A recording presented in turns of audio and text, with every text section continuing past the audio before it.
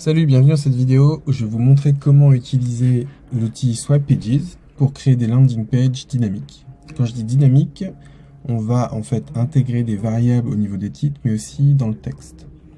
Alors pourquoi c'est intéressant? Si on prend un exemple, donc là ici, on est sur une société qui veut investir, aider ses clients à investir localement. Du coup, on a créé des landing pages qui invitent nos clients à construire leur patrimoine de manière locale. Donc, du coup, je voudrais faire apparaître cette notion de localité. Par exemple, là dans le titre, on voudrait les inviter à construire leur patrimoine à Paris ou à Bordeaux, etc. Et là-dessus, sur ma landing page, je voudrais leur donner des informations sur leur marché, et notamment, par exemple, l'augmentation de la croissance de la population ou le coût au mètre carré, par exemple. Donc, pour leur donner des indicateurs pour que eux se faire aussi une idée du potentiel qu'il y a sur la ville qu'ils désirent investir. Alors, comment est-ce qu'on fait ça sur SwipePages? C'est assez simple. Donc, au niveau des titres, alors il y a une petite subtilité que je vais vous montrer, mais au niveau des titres, c'est assez simple. Il suffit de sélectionner le titre que l'on veut, enfin la partie du texte, pardon, que l'on veut être une variable. Ensuite, il suffit d'aller dans Avancer. Et dans Avancer, vous allez avoir du coup ici une section qui s'appelle Dynamic Text. Ici, vous indiquez le nom de la variable que vous voulez créer et vous indiquez le titre par défaut. Quand vous le surlignez, ça va mettre par défaut ce que vous avez surligné, donc c'est parfait. Donc pour vous montrer, pour faire l'exemple, je vais supprimer ma variable. Maintenant, je vais venir ici, je vais sélectionner côté de chez vous, je vais créer une variable qui s'appelle ville et je vais faire set dynamic text. Alors des fois, j'ai ce bug là qui arrive, je sais pas pourquoi ça vient l'injecter au mauvais endroit. Donc je vais supprimer, je vais recommencer et généralement ça fonctionne. Voilà. Donc là, on voit qu'il n'y a pas eu de bug, d'affichage. Donc j'ai bien construisé votre patrimoine A. Et ici, je vais avoir ma variable que je retrouve ici. Donc ça, c'est super. Maintenant, ce qui est cool, c'est que cette variable, je vais pouvoir l'intégrer un peu partout. Donc ici, j'ai un titre où je veux des experts locaux à côté de chez vous. Donc ici, je vais le remplacer aussi. Je vais sélectionner. Je vais aller dans Avancer. Et je vais... Du coup, là, j'ai changé le nom de la variable. Donc je vais le modifier. Donc, je vais supprimer ça. Je vais dans le titre, je vais aller sélectionner côté de chez vous, je vais créer ma variable, je vais mettre le même nom de variable que j'utilisais plus tôt, parce que sinon ça n'a pas marché. Et j'ai le même bug, alors ça c'est un bug, il va faire remonter à SwipePages, mais faites attention. Voilà, donc ça c'est bon.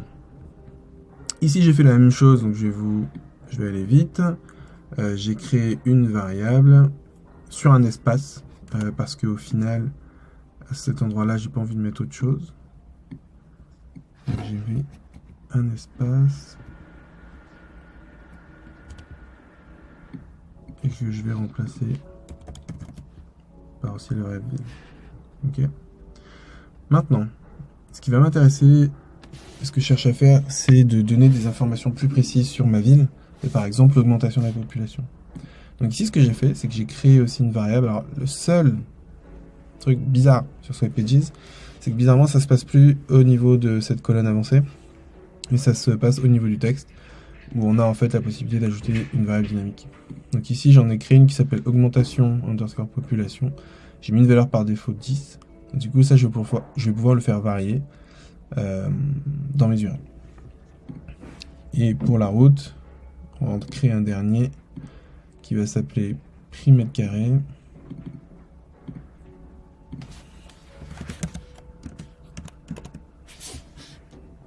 Ok, je vérifie encore une fois que tout me plaît.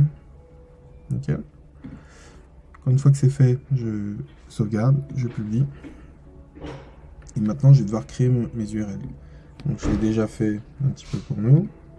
Donc là, ce que je fais, c'est que je prends mon URL de destination, j'ajoute un petit point d'interrogation, j'ajoute ma variable ville, je vais mettre Nantes, j'ajoute ma variable augmentation de la population, je vais mettre 30, et je vais rajouter une dernière variable qu'on avait dit, qui s'appelait prix mètre carré, et là je vais mettre, pour exemple, 23. Normalement, quand je valide, quand je lance cette URL là, je devrais avoir des choses intéressantes. Donc bon, il était déjà sur Paris. Non, donc je vais changer, je vais mettre Paris. Et là, ça devrait changer. Alors, il y a peut-être un petit bug Au niveau Swipe Pages, ils ont un petit peu du mal avec les VPN. Donc, je vais essayer de cleaner les cookies, les données.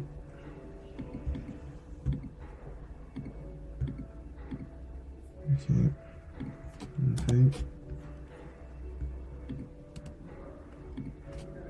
je vais faire autre chose.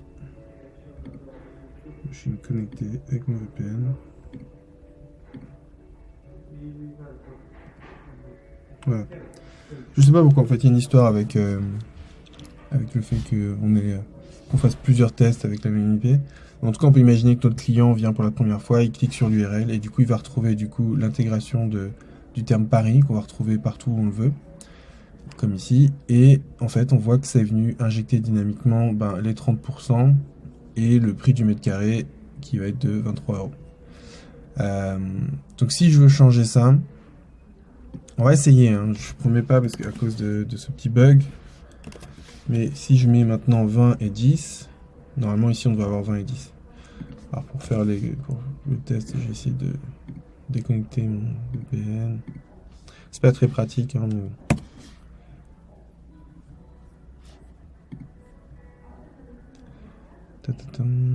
Toujours la même chose.